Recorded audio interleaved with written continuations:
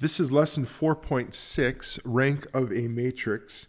And we're going to go through a number of different concepts in this lesson. And I'll certainly do my very best not only to make clear what each of those individual concepts are, but also really try to tie them all together to really make sense of what we're doing here. We're also going to tie back to the last lesson where we talked about things like dimension and basis and such. So with that, let's go ahead and get going here. Before we get into the new content, though, let me just remind you of kind of the correlation or connection between matrices and vectors. And that is that if we have an m by n matrix, so for an m by n matrix, we'll call it A, the rows and, for that matter, columns of matrix A, so the rows and columns of A correspond to the rows and columns or row column vectors of A. So row column vectors of A. So in other words, if I have a matrix and I've got, and we'll just do this very, very simplistically here. So I've got a row that goes from 1 to n, and we've got columns that go 1 to n, and we've got rows that go down to m, so that by the time we get to the edge here, we are at a mn. So if that's my matrix, basically remember that we can take each row and write each row as a vector. We can take each column and write each column as a vector. So if I just focus on rows, I could write a vector a1, a2, up to, or I should say a11, a2, 1, 2, sorry about that, a12 up to a1n, and then I can keep going, right? And so if I go all the way to the bottom, I would have am1, am2, all the way up to amn, okay? So point being that we can write these rows as vectors. We can write each column as a vector. A lot of the things that we're going to do in this lesson is going to be kind of going back and forth between those two formats and those two ideas. So that's why I just want to remind you of that before we get going here into the new content. So let's do that. Let's start into some new stuff here. We're going to start by talking about what's called a row space and column space of a matrix. So it says, let A be an m by n matrix. It says that the row space of A is the subspace of Rn spanned by the row vectors of A, and the column space of A is the subspace of Rm spanned by the column vectors of A. So all this is saying is that a row space is basically all of the vectors that we can obtain by taking linear combinations of the rows of A. Okay, so again, thinking about this, up here where we said that we have a vector or a matrix A, we can write the row vectors. So if I were to look at all the linear combinations of all of these row vectors and all of the vectors that I can get through those linear combinations, that's the row space. And then in the same way, if I look at all of the vectors that I can get through the linear combinations of the the column vectors, that gives me the column space of A. Okay, so notice that one is Rn, the other is Rm. That's not a typo. If you think about, let's do like a 2 by 3 matrix here. Let's go 1, 2, 3, 4, 5, 6. So if you think about a 2 by 3 matrix where 2 is m, 3 is n, if I'm looking at the row space, right? So the row space is all of the vectors formed by linear combinations of the rows. Well, there's 2 rows in my, there's 3 columns, right? So my row has 3 elements in it, so it's going to be in the 3 space. If I'm looking at the column space is produced by linear combinations of all the column vectors. Well, a column has 2 elements because there's 2 rows in each column. So the m and the n are not typos or anything. It's truly saying that obviously that the row space is actually determined, the space that we're in is determined by the number of columns. When we're in the column space, the space that we're in, the n space that we're in, is determined by the number of rows. So hopefully I didn't make that more confusing than what actually was before, but I just want to point that out. All right, so that's a row space and a column space. So then we've got two theorems. I'm going to kind of just join these together, and then we'll do an example to bring clarity to this whole idea. Because this next theorem by itself doesn't really, I guess, mean a whole lot until we tie it into the next one. So this one just simply says that row equivalent matrices have the same row space. So if you've got an m by n matrix A, it's row equivalent to a different m by n matrix B, or if they are row equivalent, then the row space of A is equal to the row space of B. Okay. Remember that row equivalent just simply means that I can use those row operations, so I can take multiples of a row, add it to another row, swap rows, things like that. If I can take a matrix A and through row operations make it into matrix B, then they're row equivalent. That's what that means. And so if you think about it, it kind of makes sense, because if we're talking about a row space being all of the vectors that you can get through linear combinations of the row vectors, then if those are row equivalent, then each row was just obtained by multiplying or adding to other rows. So there shouldn't be any difference in that row space. There shouldn't be any difference in the vectors I can get through linear combinations. Okay, which brings us then to the next theorem, which is the basis for a row space of a matrix. Remember, basis refers to the vectors required to get all of the vectors in a space through linear combinations. So it says if a matrix A is row equivalent to matrix B in row echelon form. So if B is in row echelon form, then the non-zero row vectors of B form a basis for the row space of A. Okay, so the first theorem is really just saying, look, if two vectors or two matrices, are row equivalent, then the row spaces are going to be equal. Which then says in the next theorem, well, what if we didn't just say they were row equivalent? What if we more specifically said that the row equivalency happened because we made B into this row echelon form? Doing that then allows us to find the basis for the row space of A. Because A and B would share the same row space, we could then look at the row space for B, which provides the basis for the row spaces of A. All right. If that doesn't make sense, let's do an example and let's just make this crystal clear. I think the example will really kind of just spell out exactly what all of this is saying. So let's suppose that we have this matrix. We've got a 5x4 matrix, and we're going to find the basis for the row space. So basically, again, all these theorems are telling us is that we want to just take this matrix A and we're going to rewrite it as matrix B in row echelon form. Remember, row echelon form is where you have a matrix where you have leading ones. You can have other numbers and such, but you always want just kind of these leading ones. You could have like a 0, 0. So I've got these leading ones, and we always want zeros below those leading ones. Okay, that's row echelon form.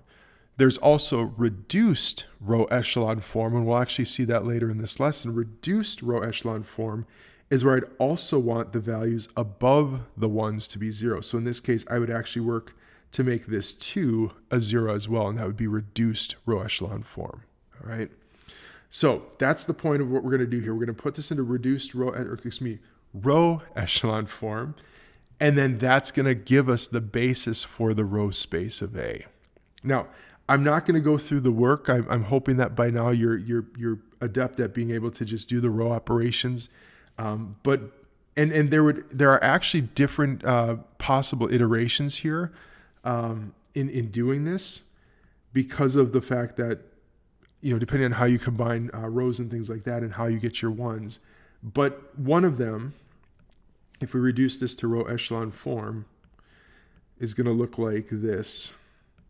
You should get something very, very similar. It shouldn't be too far off if you do get something different.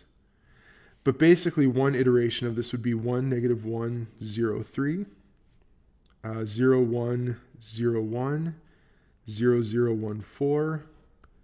And then the last two rows end up being zeros, which means that some of the rows in this matrix are linear combinations of other rows in the matrix, which again is exactly the point of finding the basis, right? Because what we're saying is that if I look at the vectors, the row vectors in A, right, there's 5 row vectors. I can take the linear combinations of all of those vectors and get the entire row space of A, right? I can get all the vectors that are possible through linear combinations of those 5 vectors. That gives me the row space. What B is telling me is I don't need 5 vectors to do that. These 3 vectors are sufficient to create that same row space. So in this case, if I just call this first row V1, we'll call the second row V2, V3, we'll think of those as vectors, row vectors. Basically, what this is saying is that V1 being the vector 1, -1, 0, 3, V2 being the vector 0, 1, 0, 1, and V3 being the vector 0, 0, 1, 4, this forms the basis for the row space of A.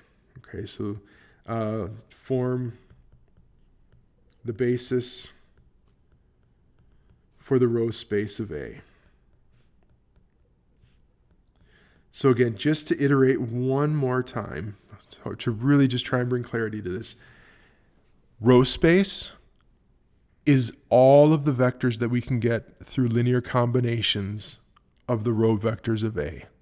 So if I go all the way back to A, if I look at this vector up here, if I look at linear combinations of all those rows, that's going to give me the row space. We put this into row echelon form, and that's going to give us the basis for that row space. In other words, I don't need 5 vectors to do this. I can do it in 3. So these 3 vectors, V1, V2, V3, will also, in and of themselves, through linear combinations, through all the linear combinations, will give me every possible vector in that row space. Okay. Now, just one other little thing, just to something I said earlier, where I said that you might have different vectors when you do this, because again, I could reduce this down further. I could take B and reduce it down even more if I wanted to, and it's going to create a different vector space for me. It's still equivalent. It's just going to look different. So I could, for example, take the second row and add it to the first row to get rid of that -1. So instead, I could write that first row as 1, 0, 0, 4. It's still equivalent in terms of linear combinations and creating those vectors in that space, but it's a different way to write it. So it's possible that instead of 1, -1, 0, 3, I could have written V1 as 1, 0, 0, 4. And that would be the basis for the vector space. So I just want you to be aware of that as you're doing this, you might find that you have a slightly different answer. If you're checking answers in the book, things like that, that's okay.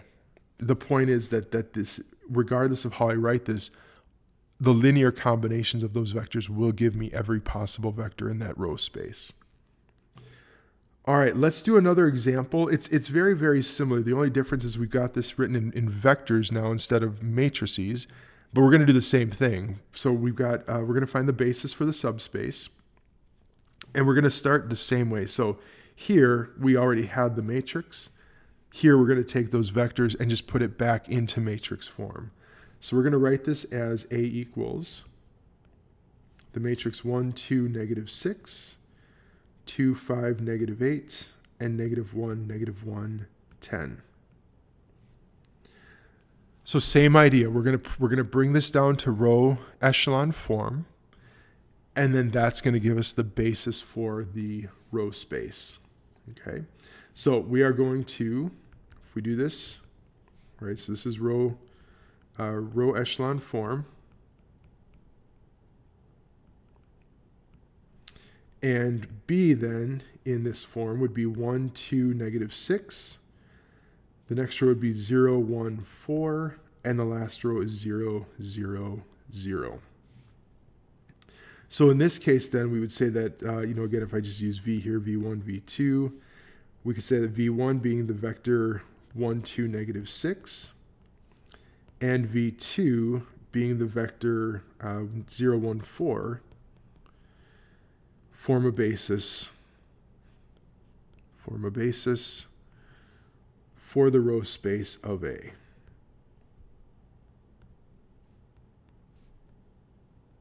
Row space of A. Okay, so again, same process, just starting with vectors, just put it into matrix form and do the exact same process that we did before. So that's row space and column space, along with that whole idea of doing then getting the basis for that.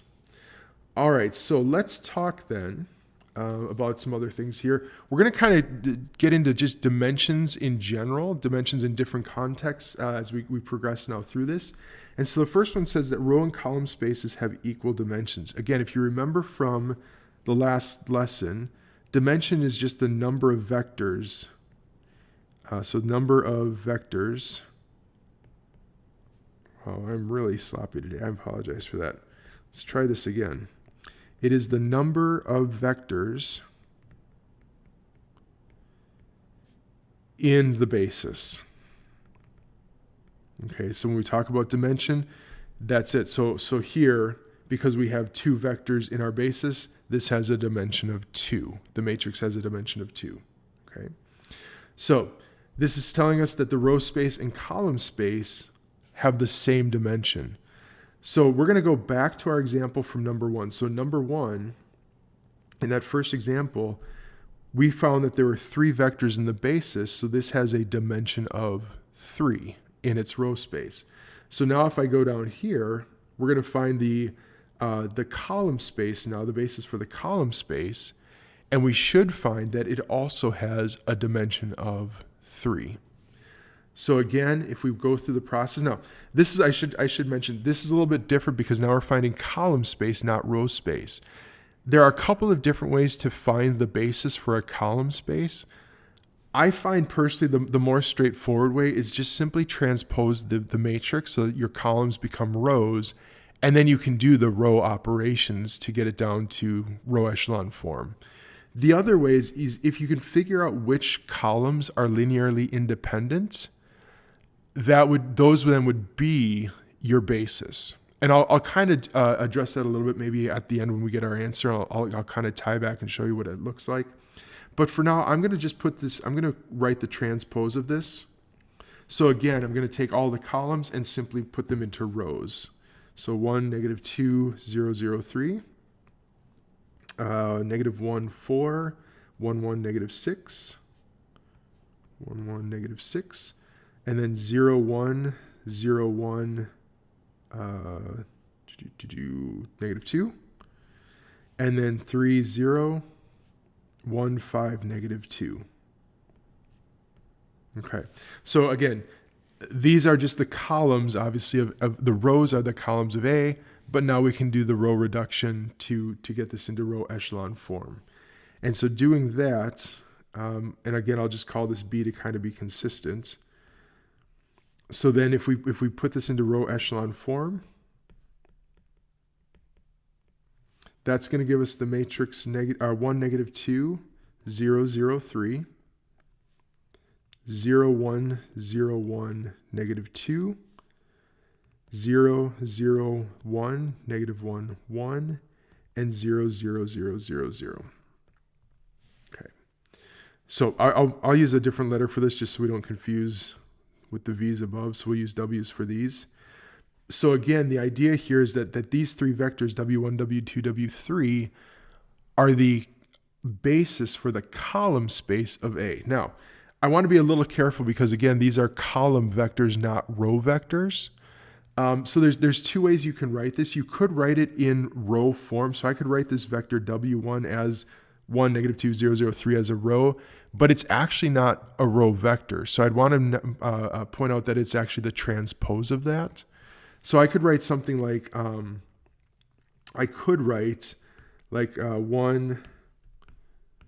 negative 2, 0, 0, 3, where this is like technically the transpose of W1, because the transpose would put that back into column form. I think to avoid any confusion, and I tend to forget to write the transpose, I'm just going to write these as columns. So basically our set is the column 1, negative 2, 0, 0, 3, and then 0, 1, 0, 1, negative 2, and 0, 0, 1, negative 1, 1. So that this set of three vectors, of three column vectors, form a basis for the column space of A. For the column space of A. Which again has a dimension of 3 because there's three vectors in that basis. So the row space, again, row space had three vectors, dimension 3. The column space has three vectors, dimension 3. Obviously not a proof of the theorem, but just by example shows that, yeah, that did actually work.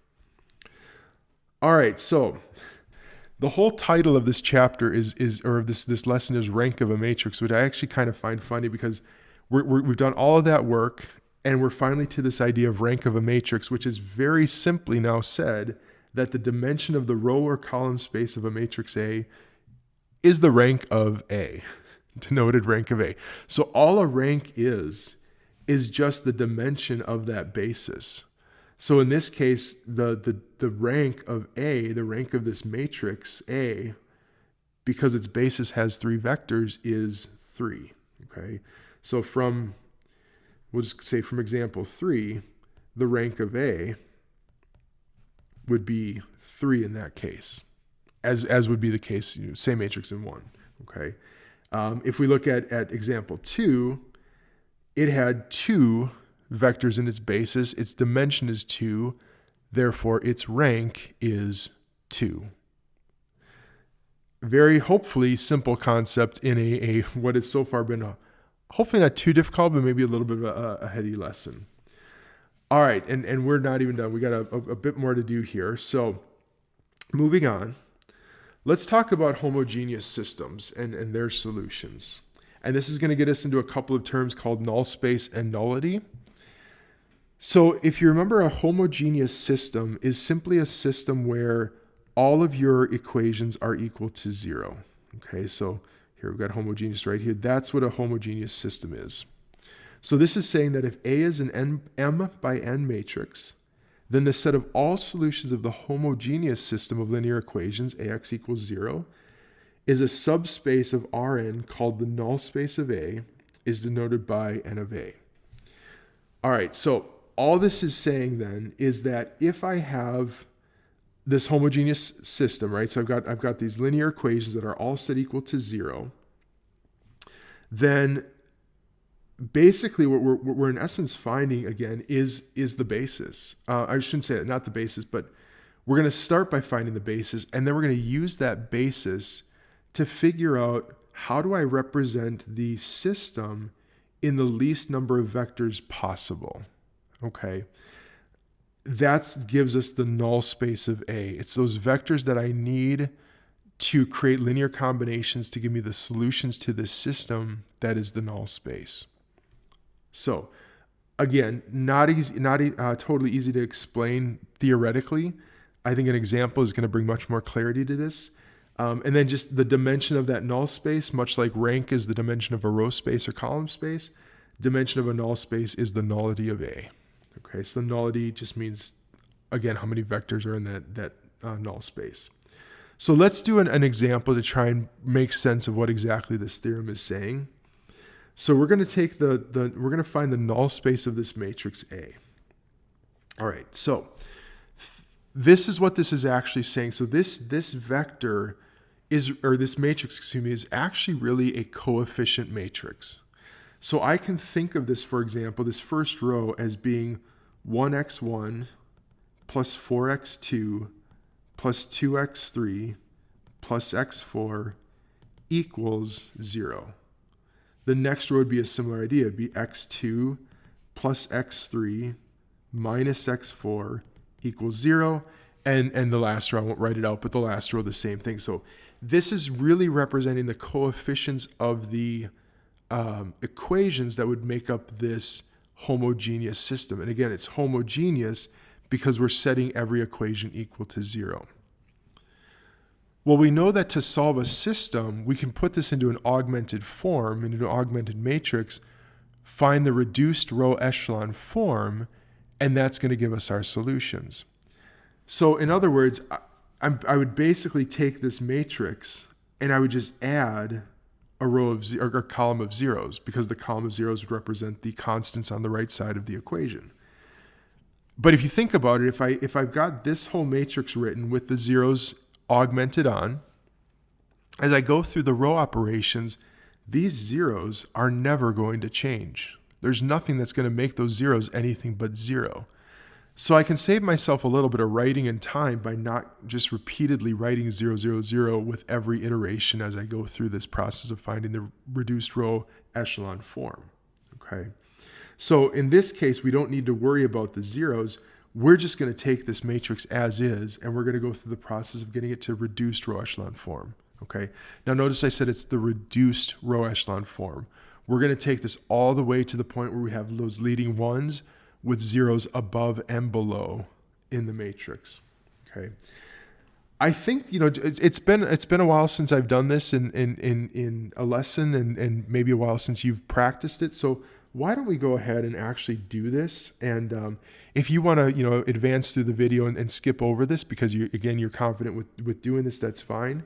But I'm going to go ahead and do that. So I'm going to take, in this case, let me actually delete this out so I've got some room to write this.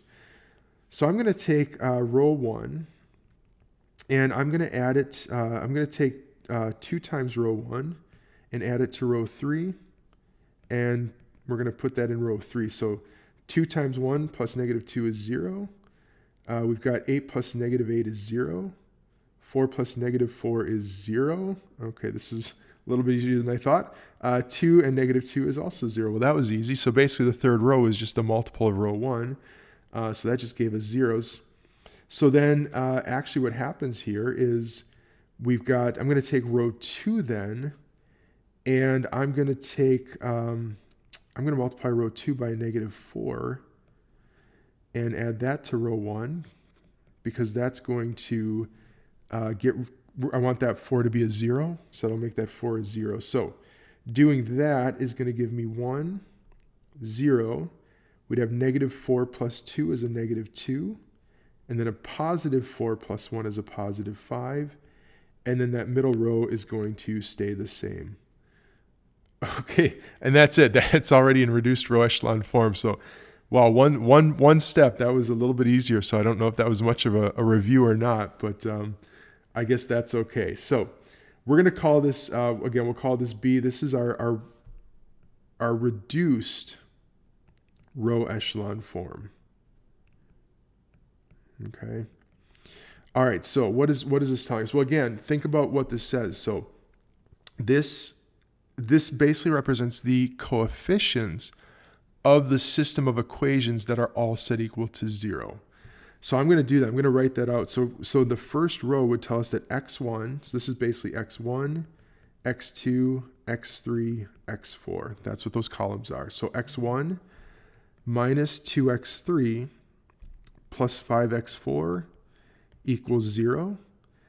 The second row is going to give us x2 plus x3 minus x4 equals 0. Obviously, the last column is all zeros. We don't need to worry about that one. Okay, so at this point now, we're finding the null space. We're trying to figure out how we can represent the solutions as a linear combination of vectors. So what I'm going to do is I'm going to take this system that I now have written, and I'm going to put this into parametric form. To do that, I want to use the least number of variables possible. So I notice that both equations have an x3, both equations have an x4. So I'm going to let x3 equal s. and x4 be t. Because of that, I can say that x1, if I solved for x1, if I brought the negative 2x3 and the 5x4 over to the right side, I would have a positive 2x3, but x3 is s, so it's going to be a positive 2s minus a 5t. And then same for x2. If I solve for x2 and then substitute x3, x4 with s and t, I'll get a negative s plus t. So this represents now the parametric form for the solutions to this system. So x, our solution, right? Because let's go back from it. This is ultimately what we're trying to do is we're trying to solve it in this form.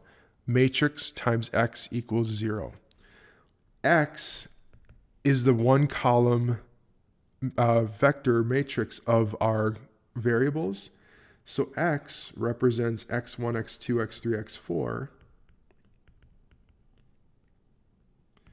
which in this case, x1, going back now to these parametric equations I wrote, x1 is 2s minus 5t, x2 is negative s plus t, x3 is s, x4 is t. Okay? Now, again, I want linear combination here. So I could break this out into s and t. So I could take s as a scalar, and I have a 2, a negative 1, a 1, and a 0. And then plus, thinking of t as a scalar, I would have negative 5, 1, 0, and 1. So this is my null space. This is the linear combination of vectors that will give me all of the solutions to this system when set equal to 0. So this right here, this is the null space of A. Okay. The two vectors that we found are the basis for that null space. These are the two vectors that I need through linear combinations of them to get all of the solutions to the system. So this represents the basis of the null space.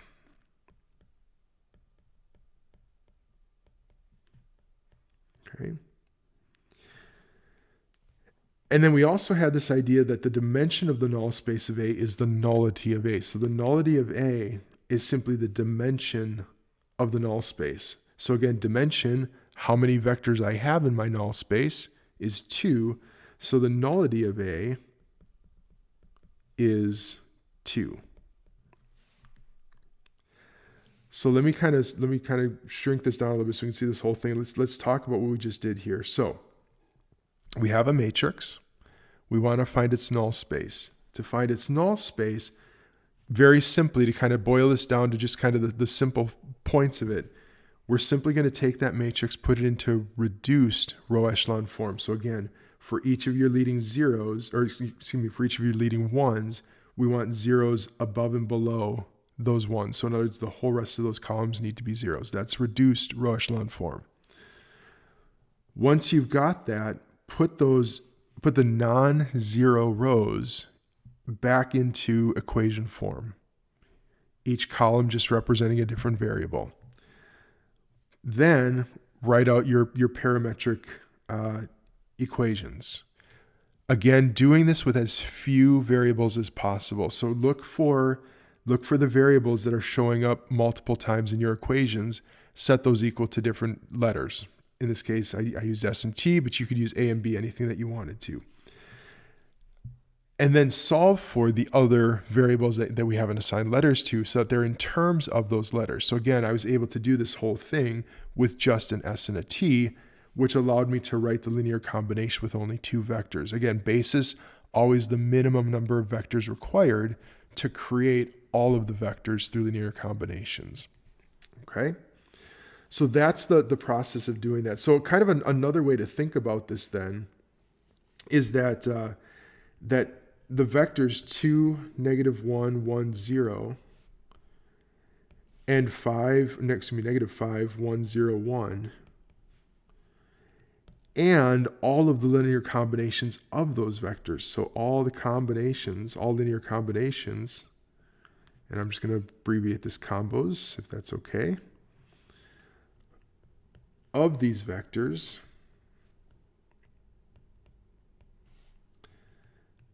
are the solution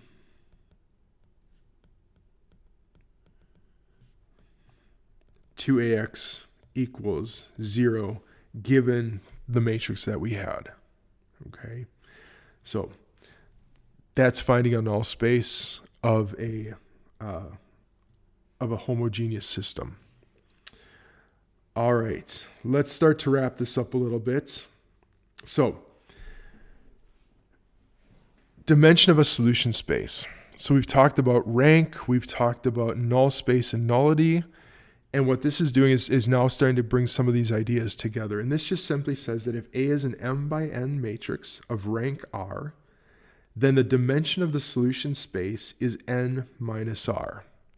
In other words, n being the number of columns in your matrix, is equal to the rank of A plus the nullity of A. Rank, again, being how many vectors are in the basis of the row space or column space. Nullity, how many vectors are in your null space, in the basis of your null space. Okay. So for example, let's go back to the problem that we just did.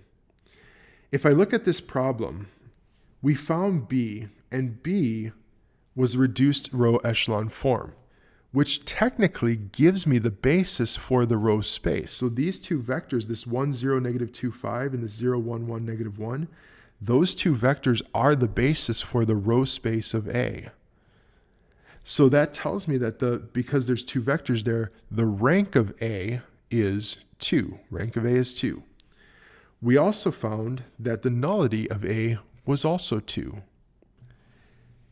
This vector A has 4 columns and is 4.